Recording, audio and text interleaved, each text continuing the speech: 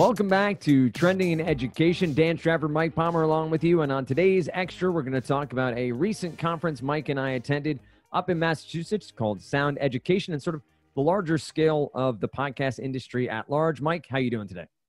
I am doing wonderfully well, although I did need aid of a lozenge because I did spend a few days up in Boston, and it was all like spritzy October chill in the air. Yep. And fortunately, I got a little bit of time to walk along the Charles River and explore Cambridge, and a lot of the conference activity was either in Cambridge, some cool spots at Harvard. There was some activity at BU, Boston University, which isn't far from there. And then there was also stuff at the PRX Pod Garage, which was another interesting idea around kind of like a makerspace for podcasters. Absolutely. That I think there's one in Boston and there's one on the West Coast. So like PRX is a big supporter of independent podcasts, and they're kind of like a network of independent podcasts. The spaces were really interesting. It was a nice cross section of Boston, and then it was specifically about educational podcasting, which lo and behold, that's what we do.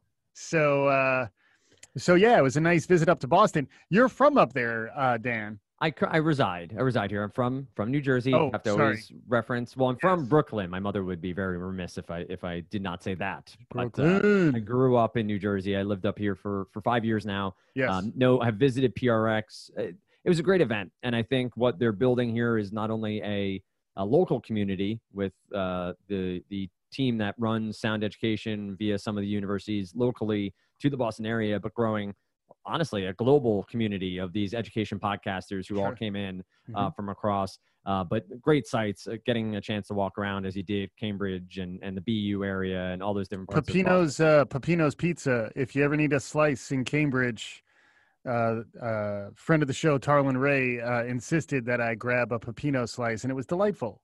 Yep. So thank you, Tarlin, and you're welcome, everyone else. I was going to say trending in pizza is not a bad topic either, but what I found, I attended today. Mike also appeared on a panel discussion around social sciences, which was a great discussion. Honestly, some great other panelists that we'll talk about briefly here, but I would say seek out their content as well because they were all really insightful. But high level takeaways for you. What was your general sense about the conference at large and the people who attended, and what you got out of it as an attendee and a panelist? Yeah, I would say to begin with, first takeaway is that as someone who listens to educational podcasts a decent amount, and I think our listeners would fall into that category because this show, I think, could be classified as an educational podcast. That's why we were up there. It's a great time to be consuming content. And going in, I expected to learn a lot about other shows that are doing really great work. And I did see that. There had to be, 200-300 attendees, maybe around 300 attendees. I think over 200 of them were producing their own podcasts already. A handful of them were just listeners or, enthusiasts. And then others were about to start their own podcast. And, so that's the first point, is that if you listen to audio content in service of learning, I think you're in a good space that is growing and is getting more organized. And the fact that this is the second time this conference has run is a great example of that. Hats off to Zachary Davis and Joseph Friedman and the guys who organized this conference, because it was really well run. And the fact that Zachary, whose podcast Ministry of Ideas was begun out of the Harvard Divinity School, he's super connected into the academic ecosystem of Boston, Cambridge, Harvard, et cetera. And it definitely shows. So like the quality of the panelists and the keynotes was really top notch. And yeah, it does feel like we're at the beginning of something. And it was nice, I think, to get a little bit of recognition, and both in terms of the number of shows we've done and the fact that we've been doing, close to 200 shows. It looks like we're at about 197 counting extras. So this will be 198. So we're on the cusp of the 200 mark. And I think that gives us the ability to at least appear on panels, right? And maybe start to organize our thinking a little bit better and get some perspective. But I think there's plenty of upside. And then there's a lot to go into in terms of what's happening in the podcasting industry, and then the podcasting industry specifically as it relates to education, right? Because there are some places where there's a specific intent to be an educational podcast. And then there's many cases where the podcast is designed to entertain, but by virtue of entertaining, it also educates. And, we were talking a lot. We just did a show about edutainment, and edutainment not being a bad word. That was a theme that was surprisingly relevant to the audience up there, where I think there was pretty much universal agreement that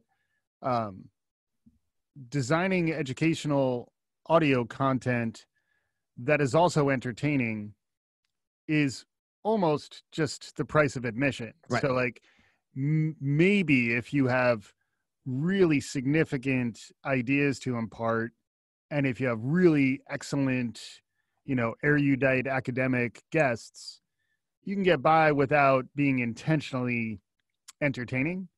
But even then, it's probably entertaining just if the conversation is sophisticated enough. So, this comes from my experience, over the years, where there has been a bit of a negative connotation to edutainment. Mm-hmm. Definitely didn't get that up there. Like, if anything, it was like, it's like the fries and the shake with the cheeseburger, the cheeseburger. Hang on, help me with this. I'm the cheeseburger. Bated breath. I'm on the edge of my seat. Cheeseburger's the podcast. Okay. I think the fries are the learning. Okay. And then the shake is the entertainment. I forget. I get it all mixed up. But like it's basically like you're getting a value meal of learning goodness. And it was fun to realize you're not alone, so like to a certain extent, when you feel like you're doing something nobody else is doing, there's some pride you get with that. And I think there is a little bit of uniqueness to this show that I didn't really see represented there, which was nice. But it was also really reassuring just that, in some ways we're part of a bigger movement, which is leveraging new media and sort of informal education powered by new media as a way to broaden access to learning content that frequently can never escape the hallowed halls of academia.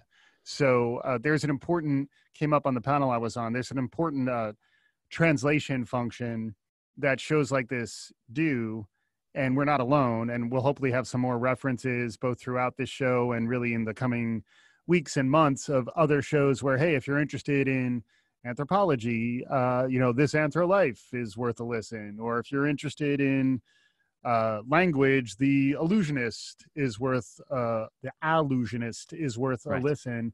So I think that's great for someone who wants to consume learning content, but also for someone who wants to make it. I know many of our listeners have academic backgrounds. Maybe they have a doctorate or master's degree, some advanced degree. Maybe you just have domain expertise. Mike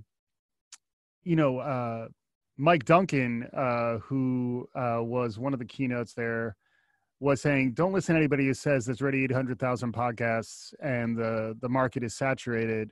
If you have something to share, share it. And this format will continue to be a democratizing format as long as people have the gumption to sit in front of a microphone and share what they have to say. Right.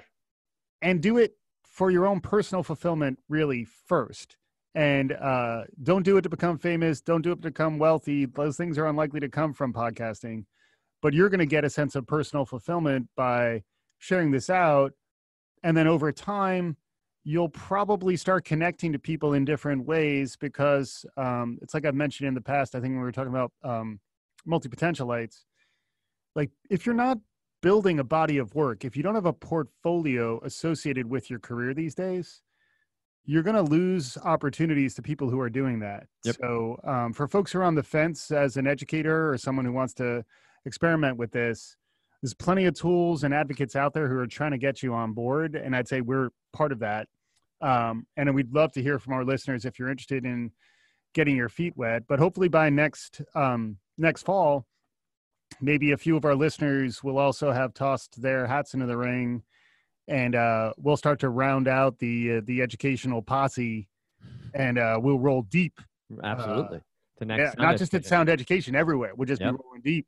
I think that's the way to go. Many things you said resonate, obviously, and I think the idea of purpose-built edutainment can be dicey for some people when they think, oh, I'm going after the entertainment value first. But I think you make the point of, if education that is also entertaining resonates with more people, it becomes stickier. It brings them back for more. Mm-hmm. And I think podcasting allows for a little experimentation there, finding your voice, finding the way you might deliver content. And to your point about democratization, you hope over time it just can reach more and more people, and more people can be exposed to it. And that is the beauty of all of these podcast networks being free. Now, it is an intriguing discussion point. We can table it for now, but around the pay model that is becoming more and more prevalent in podcasting and in audio specifically.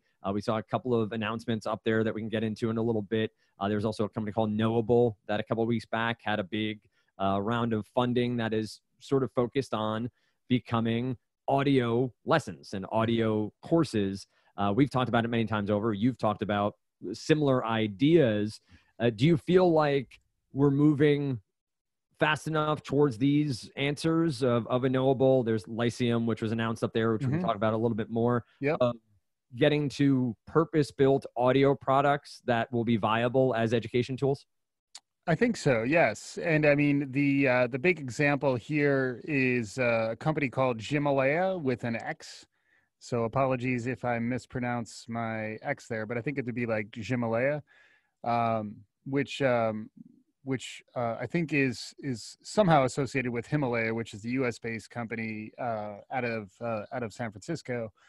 But Himalaya in China is huge in terms of its listenership. I think we just will share out an article.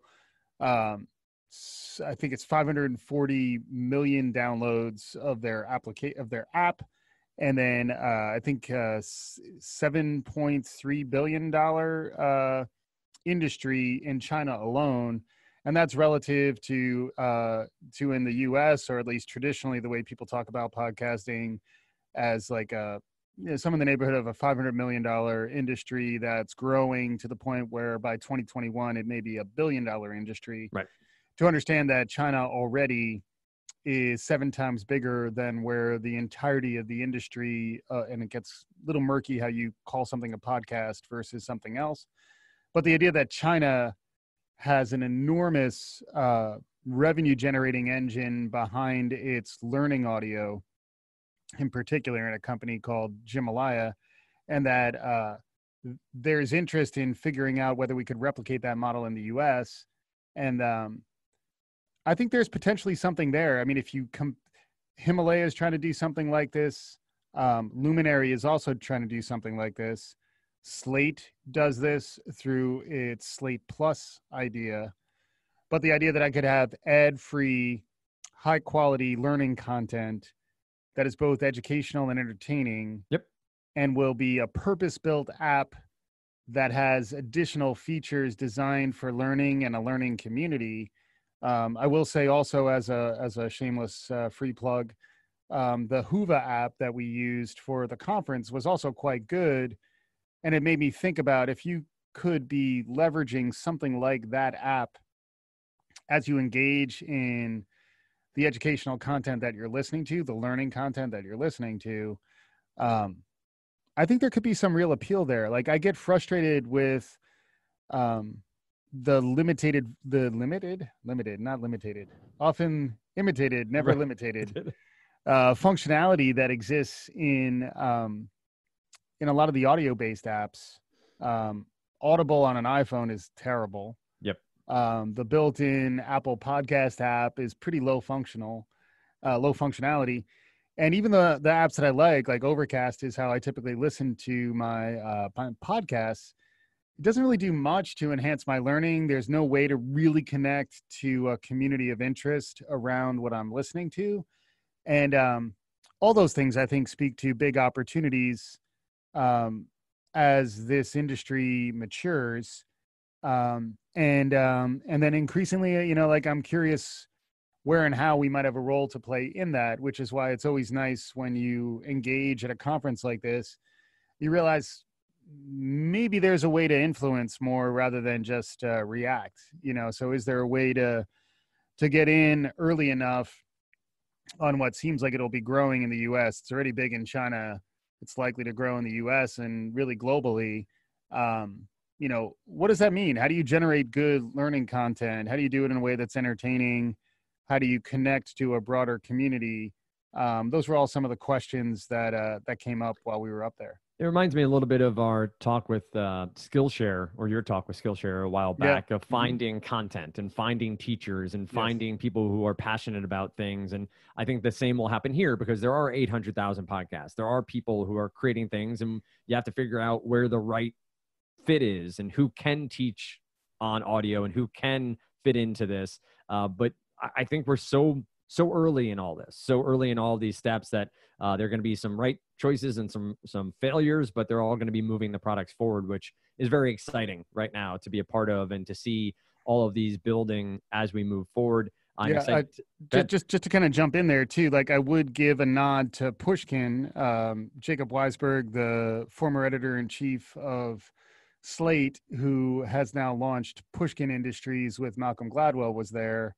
And, they produce Revisionist History and Against the Rules with Michael Lewis. A lot of big time podcasts, a lot of ex-NPR people, folks who really are invested in the audio production of their shows. They're worth a listen. There's a different quality to a highly produced audio show that you'll notice when you listen.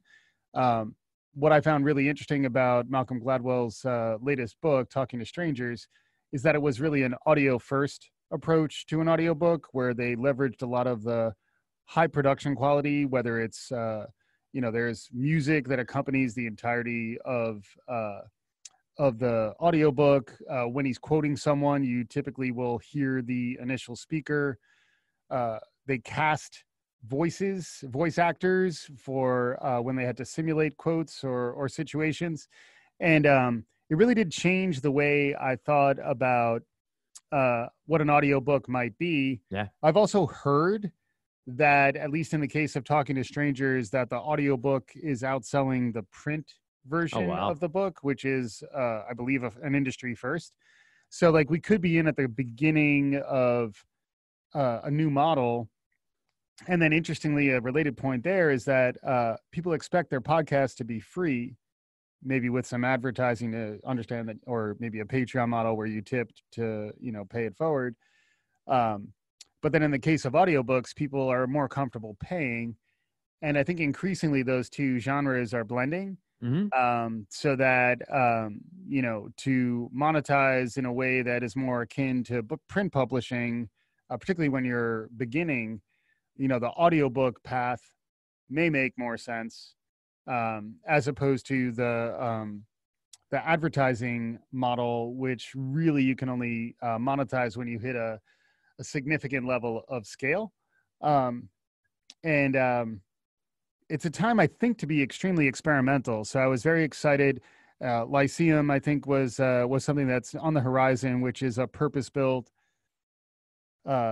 educational podcasting app designed really for the community of folks who listen to podcasts for the purpose of learning, to connect. It sounded like a podcast for educational podcasters like us as well. So like a way in which you can author and do some editing. I think it's due out towards the end of this year. It's definitely something we want to keep an eye on, potentially get folks like Zachary Davis and others on to talk about what they're trying to accomplish there. But I did come away hopeful and believing that there is more on the horizon than what we've seen so far. Yeah, I think it leans into rights and ownership of podcasts. You have them on multiple apps right now, but then you think of Netflix or Disney Plus or any of these where they own specific rights to specific content, and we have people going to multiple. How do we, as content creators and these different platforms, figure all that out? How do we do right partnerships and media rights and work? I know Maggie McGuire, who is the Pinna CEO, was up there talking about the idea of maybe exclusivity for 3 months and then it goes public. And so it still is eventually a public podcast that's absolutely free, but users get it for 3 months before or a month or whatever that usability might be, is all really intriguing to me as well. And again, I think there's going to be lots of different variables here that play into different people's ways of moving forward. Yeah. Just on that real quick too, like it is funny, like when you're at Harvard Law School and then you're at the Harvard Museum of Natural History, and then these pay models start emerging, it does start feeling a little bit about exclusivity. And it's interesting, this tension between exclusive content, premium content. Really, that's Luminary got a decent amount of backlash when it first launched, because if it's not shared through an RSS feed, it's not really a podcast. If it's not free, it's not really a podcast. It's also a lot of the analysis I've seen around Himalaya and the way audio is consumed, learning content and podcasts are consumed in China is not really a podcast, because it's not fitting the textbook definition of what a podcast is. When you start adding models that sort of withhold the premium content to folks who are willing to pay for it, it does actually run counter to a lot of the spirit of podcasting. And I think that is a tension that all these brands are trying to navigate, all the ones we outlined, whether it's Pushkin or Luminary or Himalaya or even Slate. To be relevant and to hit the large audiences, you need to be free. Maybe you monetize, but with some host reads and other ads. But then to sort of custom build a more sort of immersive experience, it starts to get expensive. And then the model starts to evolve more in the direction of what we're seeing with Talking to Strangers, Gladwell's most recent book, where like it becomes the equivalent of like DVD level content, or like like almost like theatrical content. And it'll be really interesting as that model, where like a freemium model, where like free is advertising based, and then premium includes additional functionality and features. Slate Plus is a really good example of this. That I think will continue to mature around learning, and then particularly like what are the plus features that are exclusive to your VIPs, is an interesting thing to think about, particularly in a world where, we talk a lot about increasing access and how being exclusionary in a world where inclusivity is becoming the prevailing trend. I think it'll be a really interesting thing to continue to experiment with, because I'm not sure where you draw the line. I wanted to go back to the Gladwell book, because I will at least download that and listen to it for the experience. And it sounds like you had an experience while listening to it. It wasn't just simply listening to someone else read a book. It was an entertainment value, but also just immersive and gave you a lot of different aspects to it. We've talked many times over about the idea of upping production value around audiobooks, but it also seems that we are crossing over, and you've discussed this before in the past, so credit to you, of we're creating content every day when we do a podcast. We're recording for a half hour, an hour, and there are obviously words here that can be transcribed and then made into books. And so do these audio podcasts, the learning podcasts, make that next step as well, start to really be a cross-functional and cross-distribution product where you're creating content here that is then made a book, and vice versa, where books are becoming more and more polished and entertainment value as audio. I think is a lane that may start to become more and more clear as we move forward. Yeah, 100%. And the related thought that's really interesting to me is the tension between scripted shows and unscripted shows, So I'm going to go off script here, Dan, and share with the audience that we're not overly religious about our scripting here. We're just religious enough is the way I think about it. But that frequently allows for something surprising, emergent to happen. And the energy of that, I think, does translate into an interesting show at times. And then what we don't have that more highly scripted shows have is a script that could immediately be posted as a transcript. Right. But we are seeing increasingly transcription getting cheaper and approaching free, to the point that audio and text are becoming interchangeable. The other direction is also interesting, with synthetic voice advancing very rapidly. So like, deep fakes for audio are in many ways easier than they are for video, where like you already have synthetic voice, you could make it sound like someone, and then you can also make the voice sound have whatever sound qualities you think would make it engaging to the audience. And it's not going to sound robotic. It will actually sound human with some mellifluous intonations. It'll sound very sonorous. And I think that technology is ready now. Right. It's just who has the wherewithal and the focus to fully leverage it in podcasting. And then, we've talked about oral histories as the other aspect, because like that did come up during the panel I was on. A lot of the methodologies around qualitative research in the social sciences are very translatable into audio as a format. In fact, Robin, my wife, when she was doing her dissertation, she transcribed a lot of interviews and then coded them.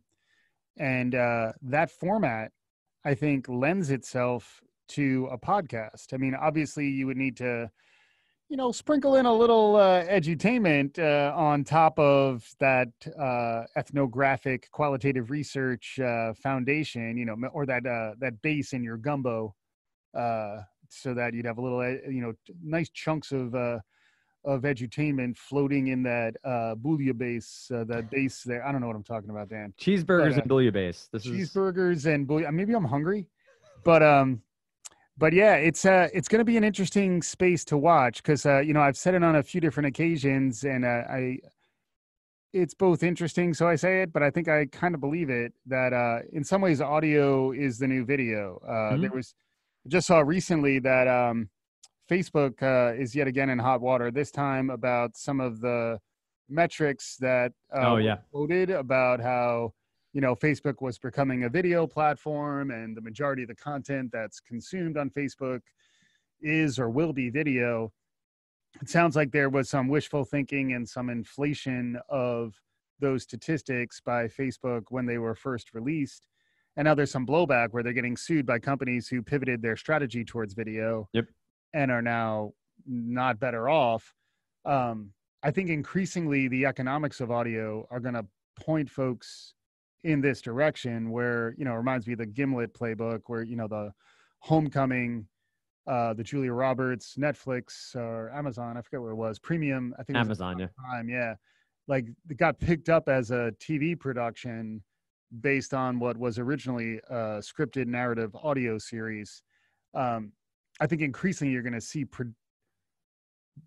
theatrical video and film production companies workshop, get things right through an audio format, and then translate that into video, which is more expensive. I think the same thing's true around live events, where like if you do a video show, your live event's not going to be the same, because like, depending on the nature of the video show, there's probably cameras involved and shots. You could do it, but it's going to feel different.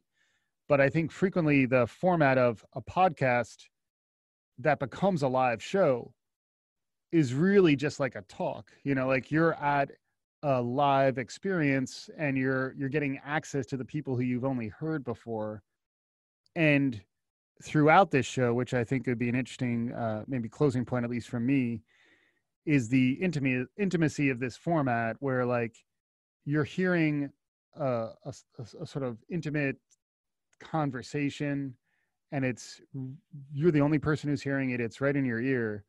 And there's a level of connectivity that you feel, like emotional connection you feel to the content, that is qualitatively different from other formats, including text. So like when you when you read text, and this is the interesting thing for academics, when you read the text, there's no sense of humanity to it frequently. Like it's almost designed to be written as canonical, peer-reviewed academic research.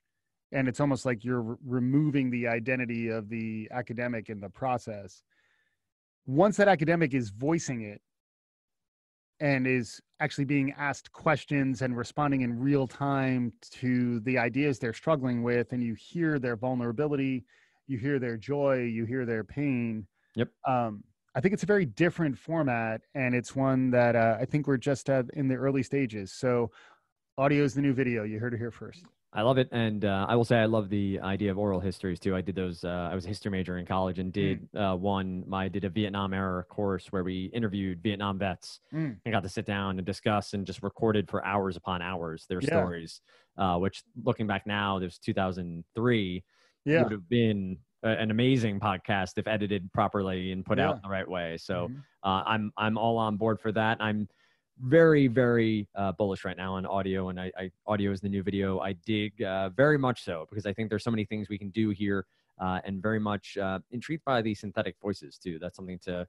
think through. There's obviously the human nature of me says, well, that's scary. We can make anybody say anything, but also the idea of giving voice to the voiceless is amazing, and also allowing academics who don't want to voice their own content the ability to have a script, feed it into a system, and then choose the voice that represents them, I think is really a good one as well. But Sound Education, if you want more information on them, sound_edu on Twitter. They also have a presence on LinkedIn. They have a presence, you can Google Sound Education for next year. We hope to have more from Sound Education, the people who organized, some of the panelists that Mike was on with. He mentioned Anthro Life. Adam Gamwell was a great moderator for you. I think he'll be a good guest in the future, and some of the panelists that were on with you as well were fantastic. So we look forward to talking to them as well. We're not closing the book here on Sound EDU. We're just sort of pressing pause for a little while, bringing them back in the future, and continuing on here with our podcast known as Trending in Education. As always, you can find us on the internet at trendingineducation.com. You can find us on Twitter at trendingined, the same on Facebook. And as always, we're over on LinkedIn as well, linkedin.com/trendingineducation. With that said, wish you all a great day. We'll be back again next week with a brand new edition of Trending in Education.